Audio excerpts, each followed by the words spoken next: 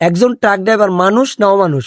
আর একটা ড্রাইভারের জন্য হাজারো ড্রাইভারের সেম কথা শুনতে হয়। গতকালকে আমি সিলেট থেকে আমার সাদাবঙ্গি রেজ নিয়ে আসতেছিলাম, তা আমার পিছন থেকে ওভারটেকে ঢুকে একটা সবজির ট্রাক, সামনে থেকে একটা ট্রাক আসতেছে পাথরের লোড গাড়ি। আসলে ওই পাথরের গাড়ির কোনো দোষ নাই, কিন্তু ওই সবজির ট্রাকের জন্য পাথরের গাড়ি টোটালি সম্পূর্ণ বিপদে পড়ে গেল। এখন এখানে দোষ সম্পূর্ণ একজন ট্রাক ড্রাইভারের।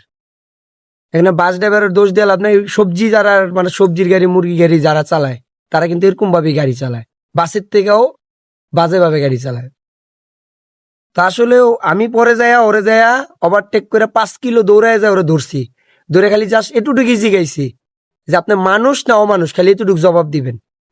যে যদি অমানুষ হয়ে থাকেন তাহলে গাড়ি চালানোর দরকার নেই, আর যদি মানুষ হয়ে থাকেন তাহলে ট্রাক চালেন। সবজি টানেন বা মুরগি টানেন সেটা দেখার বিষয় না, কিন্তু আপনার কারণে আরেকজন বিপদে কেন করবে?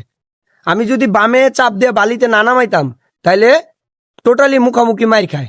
খালি আমি বালিতে নামানির কারণে ওই ট্রাকটা খাদে পড়ছে, বাইচা গেছে, ড্রাইভার বাইচা গেছে, কিন্তু নাইলে মুখামুখি দুইটা গাড়ি মার খায় দুইজনই মারা যায়।